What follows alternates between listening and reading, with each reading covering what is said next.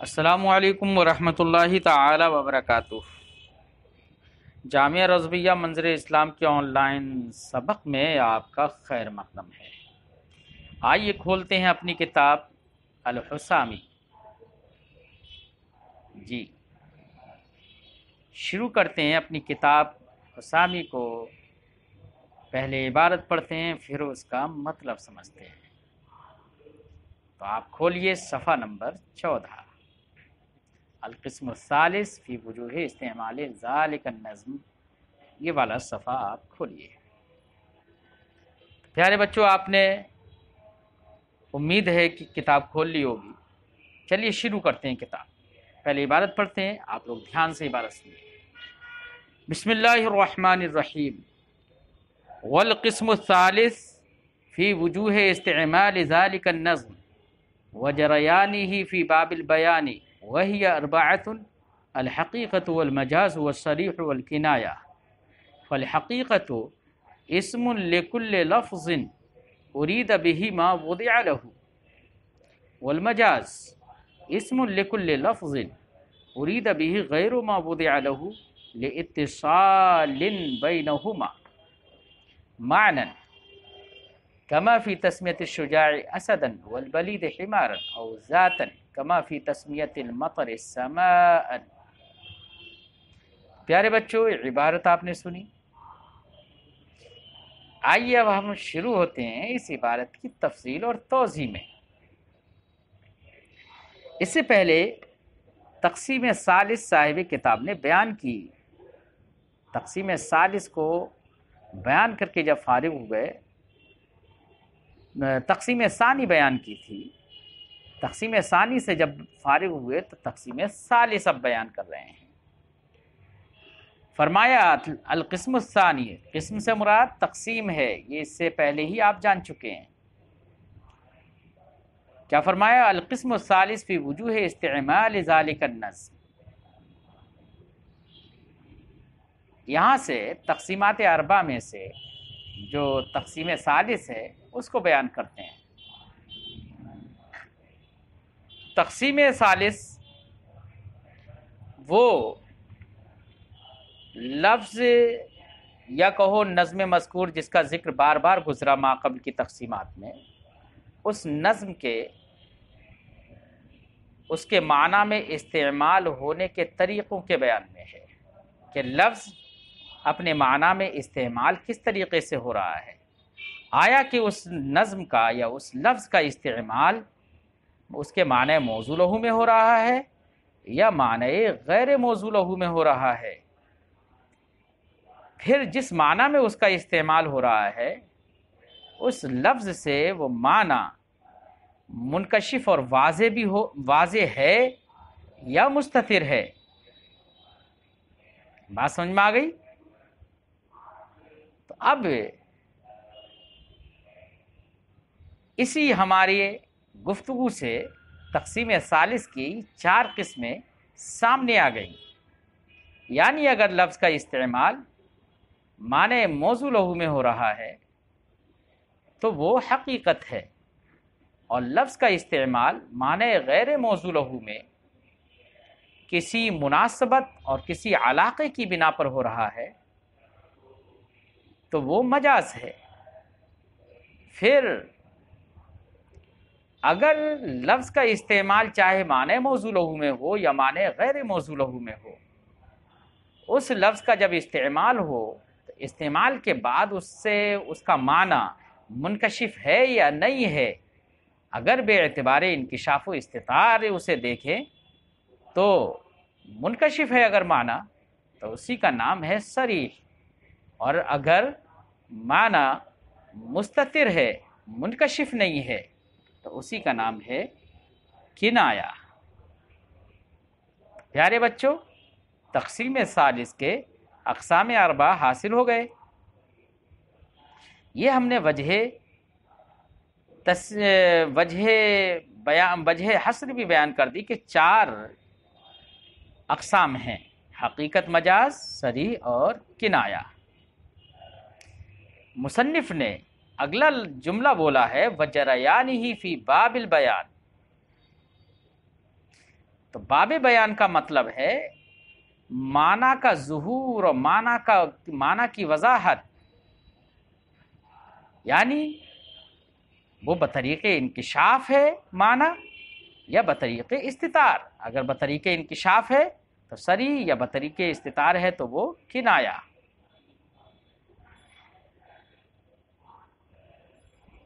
جریان کا معنی ہے جاری ہونا، اور ہا ضمیر کا جو مرجع ہے جریانی ہی میں، اس ضمیر کا مرجع نظم ہے، تو معنی ہوگا تقسیم ثالث ہے اس نظم کے استعمال کے طریقوں کے بیان میں، اور اس نظم کے باب بیان میں جاری ہونے کے طریقوں کے بیان میں، کہ جاری کس طریقے سے ہے وہ لفظ، وہ نظم، ظہور معنی میں کہ آیا کہ معنی منکشف ہے یا مستتر ہے۔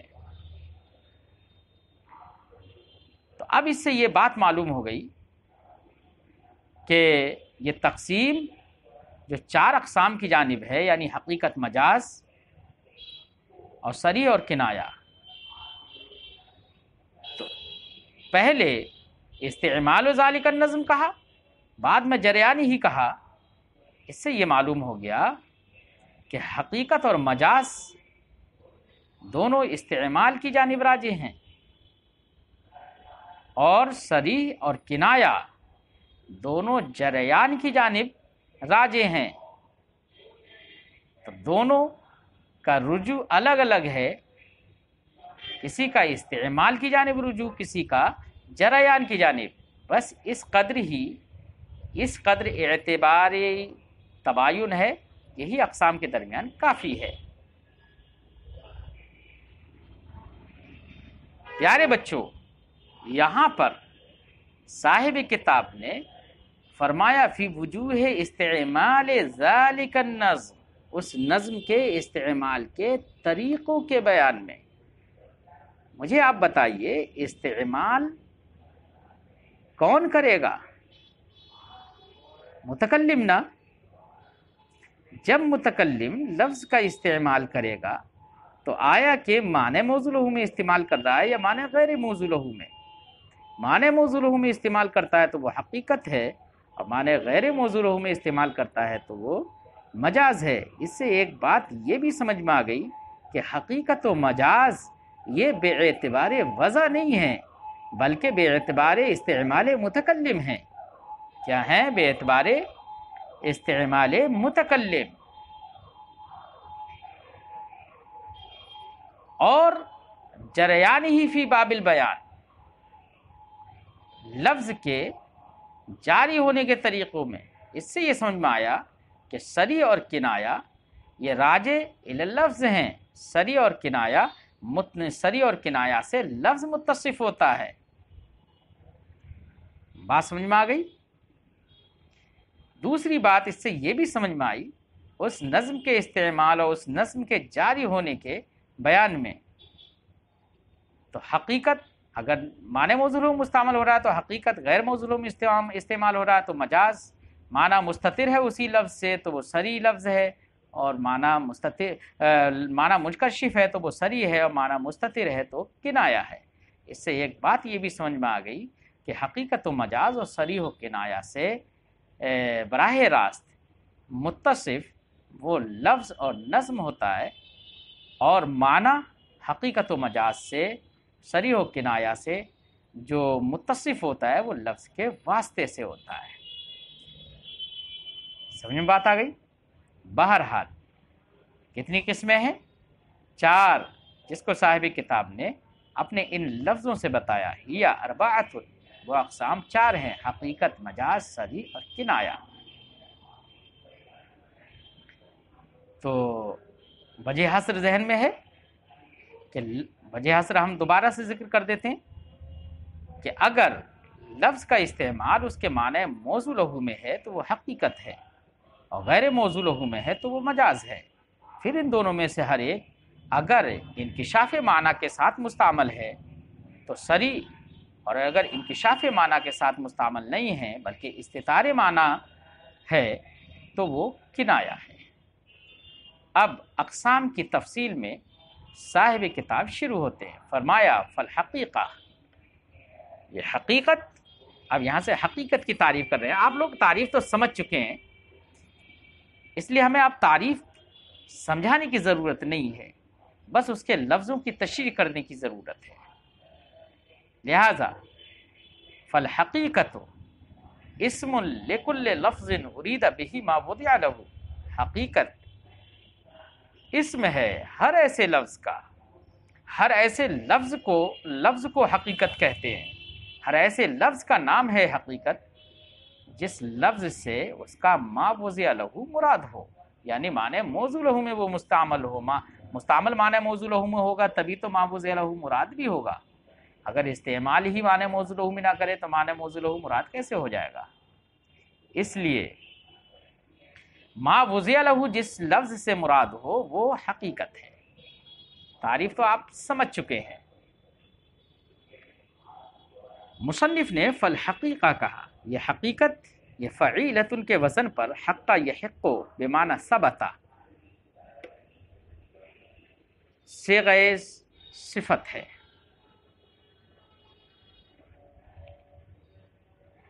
حقیقت یہ صفت ہے اور اس کا موصوف لفظ ہے. اب آپ کے ذہن میں ایک شبہ ہو سکتا ہے کہ لفظ مذکر ہے اور اس کی صفت حقیقت یہ مؤنث ہے. پیارے بچوں، اس شبہ کا ازالہ یہ ہوگا کہ حقیقت میں جو تا ہے وہ تائے تانیث نہیں ہے، بلکہ تا وصفیت سے اسمیت کی طرف منتقل کرنے کے لیے ہے، یعنی تائے نقل ہے یہ. جیسے کہ ذبیحہ میں تائے نقل ہے. لہذا معنی یہ ہوا کہ لفظ اگر مستعمل ہو معنی موضوع لہ میں تو وہ حقیقت ہے. اس کو حقیقت کیوں کہیں گے؟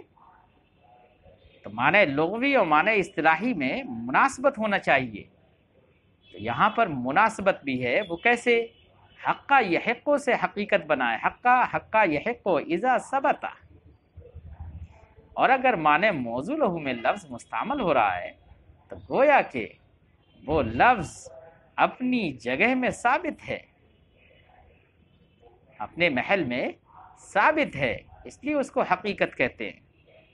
تو یہ دونوں کے درمیان مناسبت ہوگی. بہرحال مصنف نے کہا اسم لکل لفظ، حقیقت کہتے ہیں ہر اس لفظ کو جس سے اس کا ما وضع لہ مراد ہو. یہاں پر مصنف نے اسم لکل لفظ کہا. اس سے سمجھ میں آیا کہ حقیقت اور مجاز سے متصف براہ راست وہ لفظ ہوتا ہے. حقیقت و مجاز یہ لفظ کے اوصاف ہیں، معنی کے اوصاف وہ اس کے تابع ہو کر ہوتے ہیں. لکل لفظ سے اس بات کی طرف بھی اشارہ کر دیا، اگرچہ ہم اس بات کی طرف اس سے پہلے بھی اشارہ کر چکے ہیں. بہرحال مصنف نے تعریف کی اسم لکل لفظ، لفظ یہ جنس ہے، ما یتلفظ بہ، جس کا بھی تلفظ ہو جائے وہ لفظ ہے. جو بھی منہ سے زیر و بم کے ساتھ جو آواز نکلتی ہے وہ لفظ ہے، چاہے وہ مہمل ہو، چاہے وہ موضوع ہو، چاہے وہ معنی موضوع لہ میں استعمال ہو اس کا، چاہے معنی غیر موضوع لہ میں استعمال ہو. تو لفظ تو مہمل کو بھی شامل ہے، موضوع کو بھی شامل ہے، حقیقت کو بھی شامل ہے، مجاز کو بھی شامل ہے. تو لفظ جنس ہے، اس میں عموم ہے، شمول ہے. لیکن جب مصنف نے کہا ارید بہ ما وضع لہ، تو ما وضع لہ جیسے ہی کہا مہمل خارج ہو گیا، اور ما وضع لہ اس سے مراد ہو، اس سے مجاز بھی خارج ہو گیا. بات سمجھ میں آ گئی بچوں؟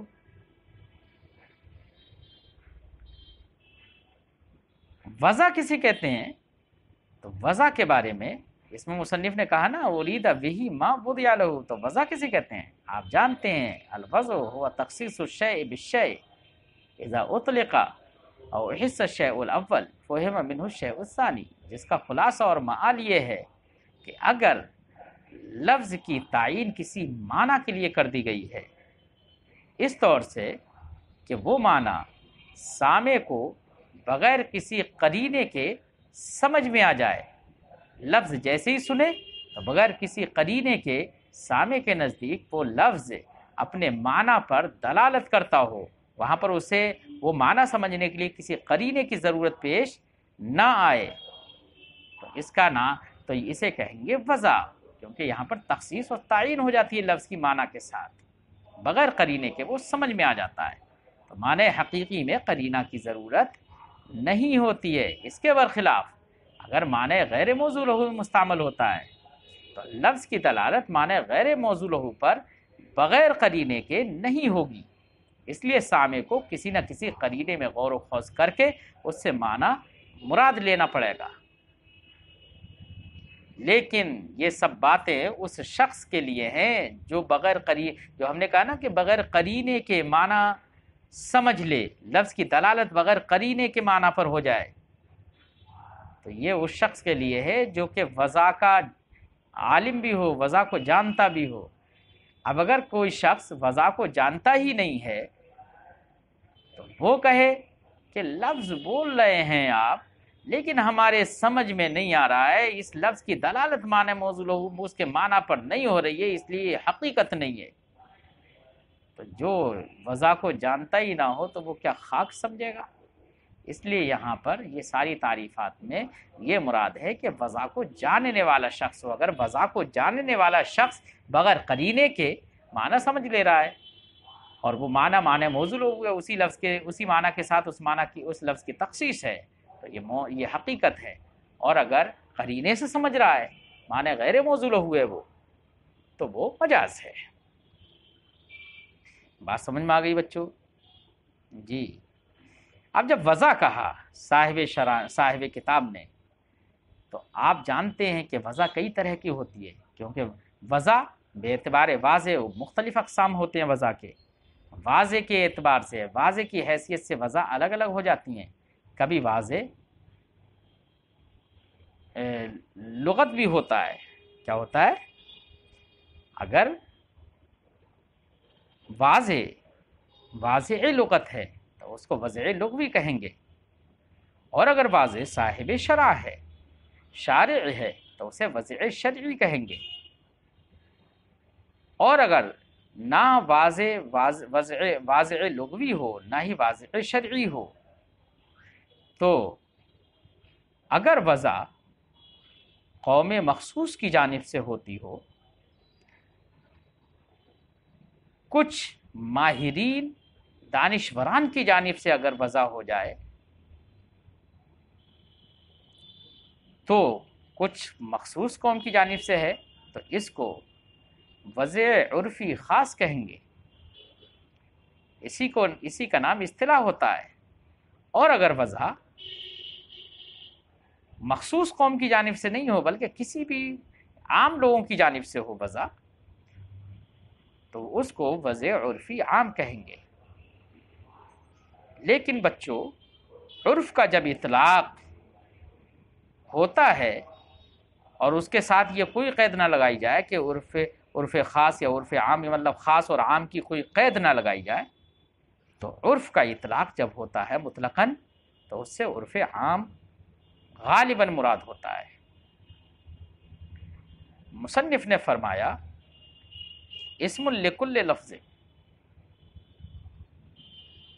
وضع سمجھ میں آ گئی نا؟ تو وضع کتنی قسم کی ہو گئی بچوں؟ 4 قسم کی، وضع لغوی، وضع شرعی، وضع اصطلاحی اور وضع عرفی۔ بات سمجھ میں آ گئی؟ ایک لفظ، کبھی کبھی ایسا بھی ہو سکتا ہے کہ ایک لفظ کی وضع شرعی بھی ہو، مثلاً ایک لفظ جس معنی کے لیے موضوع ہے اس معنی کے لیے وضع لغوی بھی ہے، وضع شرعی بھی ہے، وضع اصطلاحی بھی ہے اور وضع عرفی بھی ہے، یعنی ہر طرح سے وہی معنی مراد ہوتا ہے، اسی معنی کے لیے لفظ کی تخصیص ہے۔ تو یہاں پر تو 4 وضعیں ہو گئی۔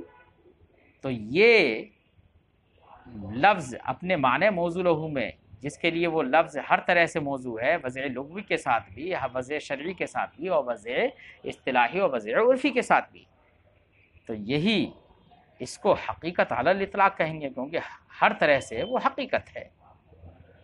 اور اگر کبھی ایسا بھی ہوتا ہے کہ ایک لفظ ایک معنی کے لیے موضوع ہے لغت میں، تو جس معنی کے لیے لغت میں موضوع ہے اگر وہ لفظ اسی معنی موضوع لہو لغوی میں استعمال ہو رہا ہے تو وہ حقیقت لغویہ ہے، لیکن شارع نے اس لفظ کو اس معنی کے لیے وضع نہیں کیا، بلکہ شارع کے نزدیک وہ اس لفظ کی وضع شارع نے کسی اور معنی کے لیے کی ہے، تو وہاں پر وضع لغوی تو پائی گئی، وضع شرعی نہیں پائی گئی۔ اس لیے ایسی وضع کہیں پر ہو تو اس کو وضع مقید کہیں گے۔ کیا کہیں گے؟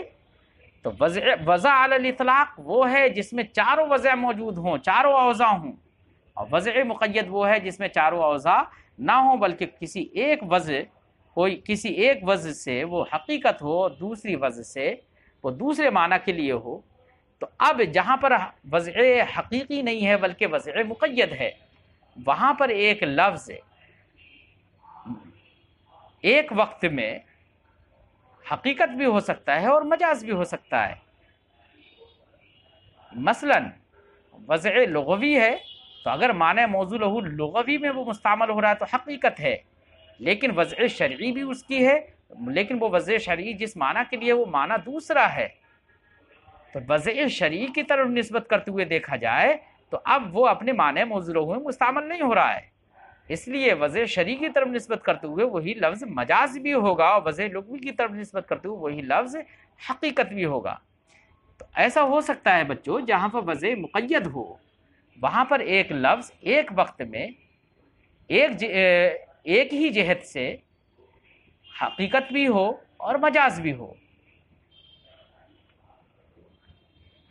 لیکن نسبت الگ الگ ضرور ہوگی۔ ایسا نہیں ہوگا کہ من کل الوجوہ اتحاد ہو پھر وہ حقیقت بھی ہو مجاز ہو، ایسا نہیں ہو سکتا، بلکہ من وجہ ایک نسبت سے ایک وضع کی طرف نسبت کرتے ہوئے وہ وضع حقیقت ہوگا اور دوسری وضع کی طرف نسبت کرتے ہوئے وہ مجاز ہو جائے گا۔ جیسے مثال دیں ہم آپ کو، مثال کے طور پر لفظ صلاۃ ہے۔ لفظ صلاۃ لغت میں موضوع ہے دعا کے لیے، اور تو یہ لفظ صلاۃ حقیقت ہے دعا میں لغتاً، اور صاحب شرع نے اس کی وضع کی ہے ارکان مخصوصہ کے لیے۔ تو جس وقت لفظ صلاۃ بول کر دعا کے معنی میں استعمال کیا جائے اسے تو وہ لغتاً حقیقت ہوگا اور شرعاً مجاز ہوگا، ہوگا نا شرعاً مجاز؟ کیوں؟ اس لیے کہ واضح شارع نے اس لفظ کی وضع دعا کے لیے نہیں کی بلکہ ارکان مخصوصہ کے لیے کی ہے، اور جب دعا کے معنی میں وہ مستعمل ہو رہا ہے تو ارکان مخصوصہ جو معنی موضوع لہو ہے عند الشارع وہ مراد نہیں ہوا، تو شرعاً وہ مجاز ہو گیا اور لغتاً وہ حقیقت ہو گیا۔ تو سمجھ میں آ گیا بچوں اس بات سے کہ لفظ واحد معنی واحد کی طرف نسبت کرتے ہوئے مجاز بھی ہو سکتا ہے اور حقیقت بھی ہو سکتا ہے ساتھ ساتھ، لیکن دو جہتوں سے ہوگا۔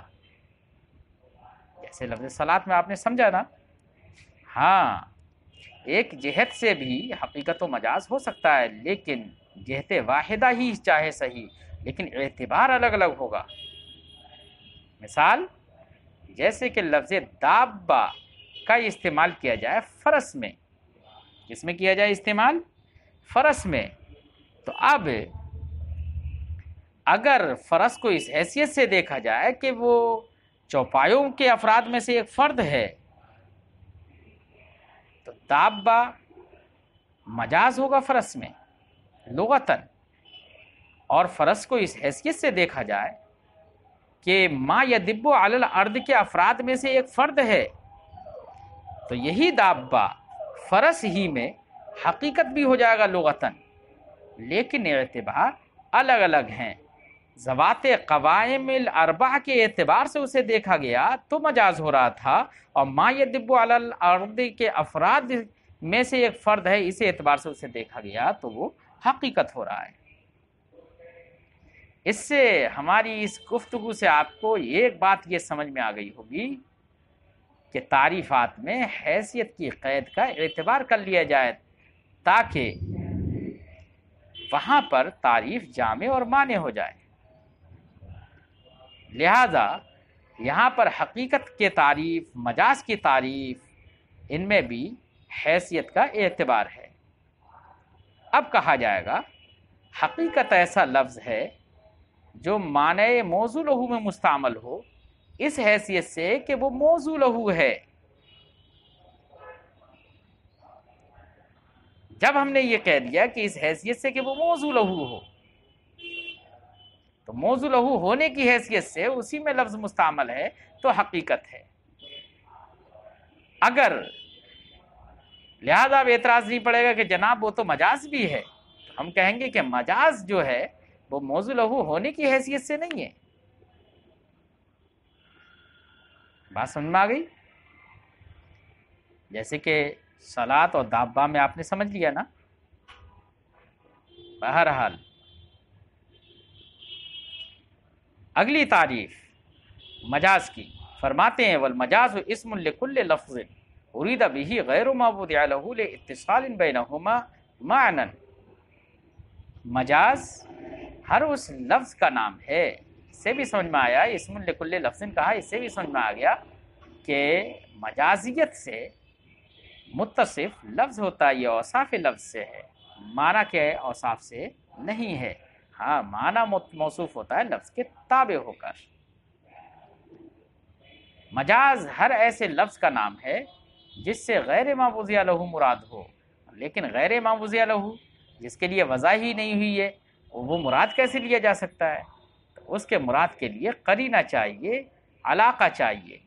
اس علاقے کا بیان کرتے ہیں صاحب کتاب لاتصال بینہما، اس کے معنی حقیقی اور معنی غیر ما وضع لہ دونوں کے درمیان کوئی علاقہ اور اتصال ہو، اس اتصال کی بنا پر وہ معنی غیر موضوع لہ مراد لے لیا جائے۔ یہ مصنف نے تعریف کی۔ مجاز کی وجہ تسمیہ یہ ہے کہ مجاز یہ مفعول کے وزن پر جواز سے بنا ہے۔ کس سے بنا ہے؟ جاز یجوز جوازن، بے معنی تجاوز کر جانا، کسی شے کو پار کر جانا۔ مجاز بھی دیکھیے، غور کریے، جب لفظ غیر ما وضع لہ میں مستعمل ہو رہا ہے تو گویا کہ وہ لفظ اپنے جگہ سے تجاوز کر گیا۔ اس کی جگہ، اس کا محل تو یہ تھا کہ وہ موضوع لہو میں مستعمل ہوتا، لیکن غیر موضوع لہو میں استعمال ہو رہا ہے، اس کا مطلب وہ اپنی جگہ اور اپنے محل سے تجاوز کر گیا۔ جب تجاوز کر گیا، اسی لیے ایسے لفظ کو مجاز کہتے ہیں۔ مجاز اس میں فاعل کے معنی میں ہے، تجاوز کرنے والے کے معنی۔ بات سمجھ میں آ گئی؟ تعریف سمجھ میں آ گئی مجاز کی؟ کیا ہے تعریف؟ ایک بار اور ذکر کریے۔ مجاز ایسے لفظ کو کہتے ہیں جو غیر ما وضع لہ میں مستعمل ہو، کسی علاقے کی بنا پر۔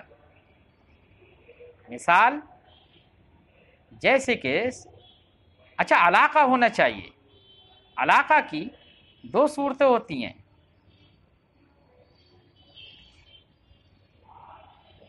دونوں کے درمیان کوئی نہ کوئی اتصال ہونا چاہیے، چاہے وہ اتصال مانن ہو یا اتصال صورتن ہو۔ مانن سے مراد ہے کہ علاقہ تشبیہ ہو، دونوں کے درمیان میں مناسبت معنوی اعتبار سے ہو۔ جیسے رجل شجاع کو اسد کہہ دیا جاتا ہے، تو آپ جانتے ہیں اسد کی وضع ہوئی ہے حیوان مفترس کے لیے۔ اب اسد بولا جائے اور اس سے مراد رجل شجاع لے لیا جائے، رجل شجاع لیا گیا تو معنی غیر موضوع لہ مراد ہوا، کیونکہ اسد کی وضع تو حیوان مفترس کے لیے ہوئی تھی، نہ کہ رجل شجاع کے لیے۔ لیکن رجل شجاع مراد لے لیا جاتا ہے، کیوں؟ اس لیے کہ اسد اور رجل شجاع کے درمیان ایک مناسبت ہے، ایک علاقہ ہے۔ وہ کیا؟ وہ شجاعت، کہ اسد بھی بڑا بہادر ہوتا ہے، طاقتور ہوتا ہے، ایسے ہی رجل شجاع بھی طاقتور ہے. دونوں کے مابین یہ وصف مشترک ہے. اس وصف مشترک کی وجہ سے، اس علاقے کی وجہ سے اسد بول کر رجل شجاع مراد ہو جاتا ہے. ہم کہتے ہیں رأیت الاسد یستحم فی الحمام، میں نے شیر دیکھا حمام میں غسل کرتے. آپ سمجھ گئے ہوں گے کہ یہاں پر حمام میں غسل شیر تو کرے گا نہیں، اسے حمام سے کیا لینا دینا. اب یہاں پر اسد کس معنی میں ہے؟ رجل شجاع کے معنی میں. علاقہ کیا ہے؟ شجاعت. ایسی کسی بیوقوف آدمی کو گدھا بھی کہہ دیا جاتا ہے، حمار کہہ دیا جاتا ہے. تکلمت اليوم حمارا، آج میں نے ایک گدھے سے بات کری. آپ جانتے ہیں کہ جانور ہماری بات کو نہ سن سکتا ہے، نہ ہم کو اپنی بات سمجھا سکتا ہے. تو اب سیاق و سباق سے یہ معلوم ہو جائے گا کہ یہاں پر حمار بے معنی بلید، بے وقوف آدمی کے معنی میں ہے، اپنے معنی موضوع میں مستعمل نہیں ہے. علاقہ کیا ہے؟ دونوں کی بے وقوفی. جیسے کہ گدھا وہ بھی بے وقوفی میں اور ناسمجھی میں مشہور ہے. ایسی ناسمجھ کوئی آدمی ہو، بے وقوف آدمی ہو، بات کو نہیں سمجھ پاتا ہو، تو اس کو بھی اسی مناسبت سے گدھا کہہ دیا جائے. تو یہ مثالیں کس کی ہوئی؟ جہاں پر معنی موضوع ہو، یعنی حقیقت اور مجاز دونوں کے درمیان اتصال معنن ہو. جیسے کہ صاحب کتاب نے کہا معنن، یعنی وہ اتصال معنن ہو. کما فی تسمیت الشجاع اسدن، جیسے کہ رجل شجاع کا نام اسد رکھ دیا جائے، یا رجل شجاع کو اسد کہہ دیا جائے، اور بلید کو حمار کہہ دیا جائے. او ذاتن، یا دونوں کے درمیان اتصال معنن تو نہ ہو لیکن ذاتن اور صورتن ہو، یعنی دونوں کے درمیان معنن تو کوئی تعلق نہیں ہے لیکن صورتن دونوں کے درمیان تجاور ہے، دونوں ایک دوسرے سے تعلق رکھتے ہیں. اب وہ تعلق کسی بھی قسم کا ہو سکتا ہے، وہ علاقہ بہت سارے صورتوں کے ساتھ ہو سکتا ہے. کچھ حضرات نے تو 25 علاقے بیان کر دیے، سببیت، مسببیت، حال، محل، لازم، ملزوم، علت، معلول وغیرہ وغیرہ.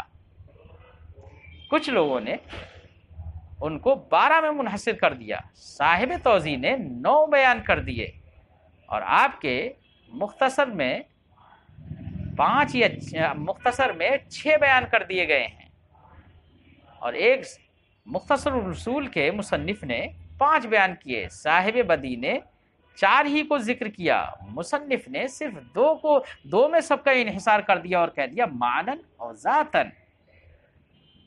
بہرحال ذاتن علاقہ ہونے کا مطلب ہے صورتن علاقہ ہو دونوں کے درمیان. کیا ہو؟ صورتن. اتصال صوری کا مطلب یعنی معنی مجازی کی صورت معنی حقیقی کی صورت سے متصل ہو، کسی بھی قسم کا دونوں کے درمیان تجاور اور مجاورت ہو، قرب ہو. جیسے تسمیت المطر سماعن، جیسے کہ بارش، مطر کا نام، مطر کو سما سے موسوم کر دینا.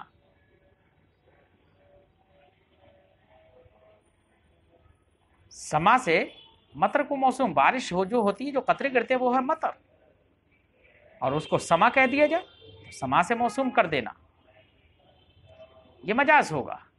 اور دونوں کے درمیان علاقہ صورتن ہوگا. صورتن کیسے؟ کیونکہ مطر کی صورت سما کی صورت سے یہاں پر متصل ہے. سما سے مراد سحاب ہے، یعنی بادل، بادل جس سے بارش ہوتی ہے. آپ جانتے ہیں بارش کا نزول بادل سے ہوتا ہے، تو گویا کہ بادل وہ سبب بن گیا اور بارش اس کا مسبب بن گئی. دونوں کے درمیان اتصال صوری ہو گیا نا، مجاورت ہو گئی. یہاں پر کوئی علاقہ معنوی نہیں ہے، اس کو یہاں پر علاقہ کون سا ہوا؟ علاقہ سوری. اسی کو مصنف نے اپنے قول ذاتن سے بیان کیا. اس کو ایسا علاقہ سوری اگر کہیں پر ہوتا ہے جہاں پر تشبیہ کا علاقہ نہیں ہوتا ہے، اس کو علم بیان میں مجاز مرسل سے تعبیر کرتے ہیں. تو سمجھ میں آ گئی بچوں بات؟ اب ہم یہاں پر کچھ بات، یہ تو ہم نے صاحب کتاب کی عبارت بیان کر دی، اور ذاتن کما فی تسمیت المطر سما ان تک. ہم یہاں پر تھوڑی سی بات آپ کو اور آپ کے سامنے رکھ دیتے ہیں کہ مصنف نے جب مجاز کی تعریف کی تو کہا فرمایا المجاز اسم لکل لفظ ارید به ما غیر ما وضع له. یہ جو تعریف کی مصنف نے غیر ما وضع له، یہاں پر جو غیر ما وضع له کی جو تعریف کی ہے، اس کے ذریعے سے ارید به غیر ما وضع له کے ذریعے سے مصنف نے غلط سے احتراز کر لیا ہے. کبھی کبھی آدمی غلط لفظ بول دیتا ہے. مثلا کسی نے لفظ ارض بول دیا اور کہہ رہا ہے کہ سما مراد ہے. پیارے بچوں، ارض اور سما میں کوئی علاقہ نہیں ہے، تو غیر ما وضع له میں مستعمل اگر کوئی کر رہا ہے تو جب تک اتصال نہیں ہے دونوں کے درمیان، اس وقت تک اس کو مجاز نہیں کہیں گے. تو ارض و سما کے درمیان کوئی اتصال نہیں ہے، اس لیے اتصال ان کہہ کر مصنف نے اعتراض کر دیا غلط سے. کیونکہ ارض بولا سما کے اور سما مراد لیا، تو یہاں پر لفظ ارض بھی غیر ما وضع له میں مستعمل تو ہو گیا، لیکن کوئی علاقہ نہیں ہے، اس لیے اس کو مجاز نہیں کہیں گے. ایسے ہی لاتصال بینہما کہہ کر مصنف نے حزل سے بھی احتراز کر لیا، کیونکہ حزل میں بھی غیر ما وضع له مراد ہوتا ہے، لیکن وہاں پر بھی کوئی اتصال اور علاقہ نہیں ہوتا ہے. ایسی مرتجل سے بھی احتراز کر لیا. مرتجل میں لفظ بالکل اپنی ضد میں مستعمل ہو جاتا ہے. کبھی مرتجل سمجھ رہے ہیں نا؟ جیسے کسی کالے کلوٹے آدمی کو شمس و ضحیٰ کہا جائے، نام اس کا نور الہدیٰ رکھ دیا جائے،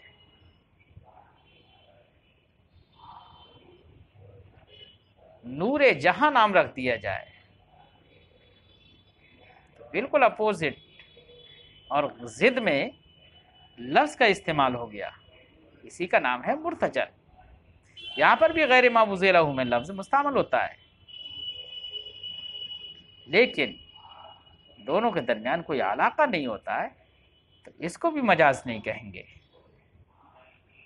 لہذا مرتجل یہ اقسام حقیقت سے ہوگا، کیونکہ جس معنی میں وہ مستعمل ہو رہا ہے وہ معنی گویا کہ کسی وضع جدید کے ذریعے سے گویا کہ وہ لفظ اس معنی کے لیے موضوع ہے.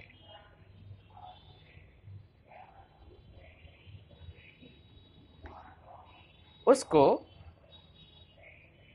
غیر ما وضع له میں جو مستعمل ہو رہا ہے اس کی قسم میں اس کو اگر ہم کہیں گے تو وضع اول کی طرف نسبت کرتے ہوئے، وضع ثانی کی طرف نسبت کرتے ہوئے تو وہ حقیقت ہوگا.